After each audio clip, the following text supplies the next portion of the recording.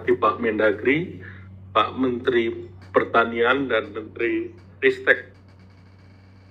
Bapak Ibu yang kami hormati, teman-teman media cetak, media elektronik, tadi kita sudah mendengar pidato yang disampaikan oleh Bapak Presiden, dan dengan bahan yang disampaikan Bapak Presiden, beberapa hal menjadi catatan kita, dan sebetulnya semua sudah jelas. Jadi kalau sudah jelas, acara selesai. Baik, terima kasih. Jadi beberapa hal yang perlu kita perhatikan, bahwa kita melihat di 2025 memang pertumbuhan ekonomi sedikit membaik ke 3%, walaupun risiko global masih terlihat dan juga membuat ketidakpastian yang tinggi. Namun Indonesia tetap optimis karena pertumbuhannya relatif dibandingkan berbagai negara lain. Kita berada pada angka yang relatif tinggi, China 5,2, kemudian Indonesia 5,12, dan ASEAN relatif lebih tinggi dari berbagai negara termasuk zona Eropa dan juga Amerika Serikat. Dan beberapa hal yang diarahkan Bapak Presiden terkait dengan Astacita, dan ini kita dorong beberapa hal yang terkait dengan penciptaan lapangan kerja, pembangunan SDM, pendidikan, kesehatan, kemudian hilirisasi, industrialisasi. Selanjutnya, strategi besar kebijakan pemerintah ini adalah selaras untuk RKP dan RAPBN 2026 terkait dengan ketahanan pangan, ketahanan energi, makan bergizi gratis, program pendidikan, program kesehatan, program pembangunan desa, koperasi dan UMKM, pertahanan semesta, dan akselerasi investasi perdagangan global. Kami langsung ke APBN dengan 8 agenda yang tadi sudah disampaikan Bapak Presiden dan juga diulang oleh Pak Menko. Ada 8 agenda prioritas: ketahanan pangan, ketahanan energi, makan bergizi gratis, program pendidikan, program kesehatan, pembangunan desa, koperasi, UMKM, pertahanan semesta, dan akselerasi investasi. Di dalam tayangan ini lebih detail dari yang tadi disampaikan Bapak Presiden yang sudah menyampaikan per topik. Pertama, anggaran ketahanan pangan yang tadi disebutkan Bapak Presiden 164,4 triliun. Ini kalau kita bagi alokasinya berdasarkan sisi produksi termasuk petani, alsintan, pupuk, dan bendungan irigasi, ada 114 triliun sendiri. Ini untuk mendukung sisi produksi, mulai dari subsidi pupuk 9,62 juta ton, itu 46,9 triliun, cetak sawah 19,7 triliun, bantuan alsintan, bendungan 15 unit, dan irigasi 104.000 hektar, itu 12 triliun rupiah.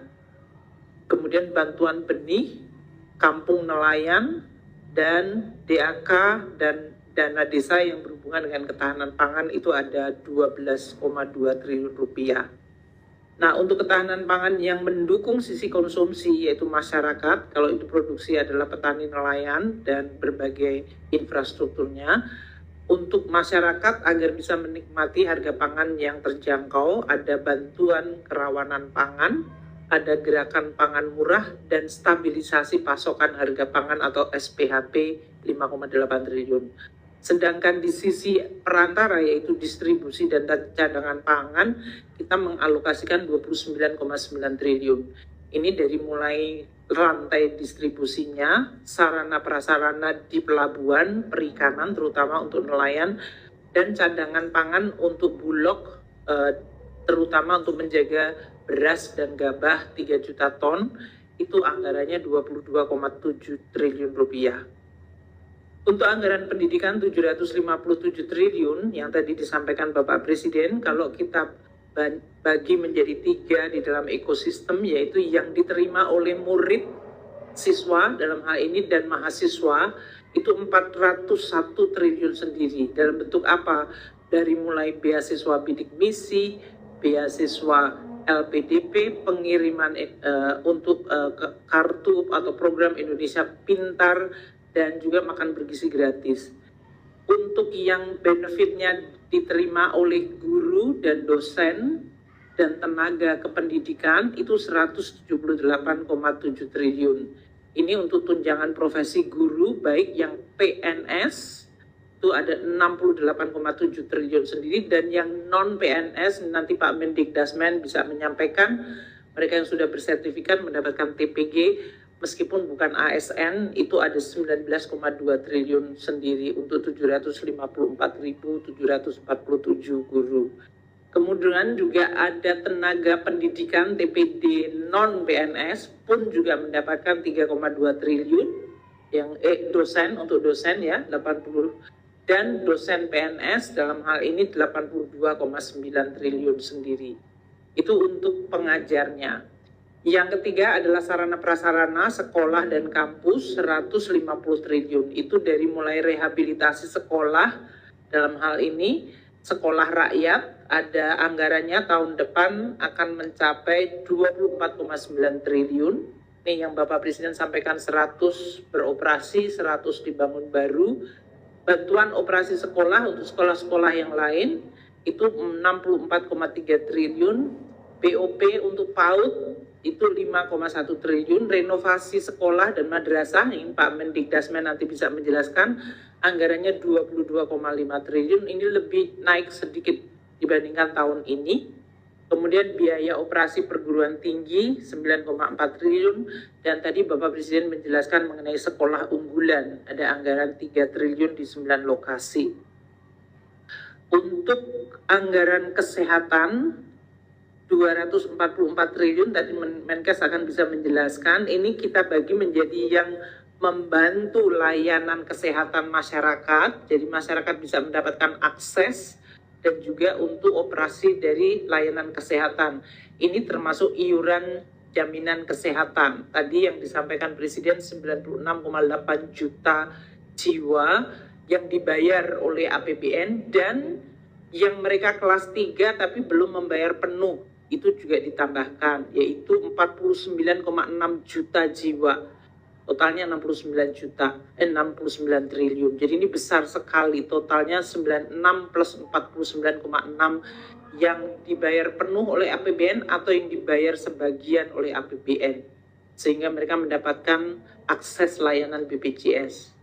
Makanan bergizi gratis yang tadi yang bukan pendidikan tapi untuk ibu hamil, untuk anak-anak balita itu ada 7,4 juta, 24,7 triliun. Jamkes untuk ASN, TNI Polri 13,3 triliun, vaksin, imunisasi, screening, tadi penanggulangan tuberkulosis, ini semuanya ada di sana. Cek kesehatan gratis 130 juta, 2,6 triliun.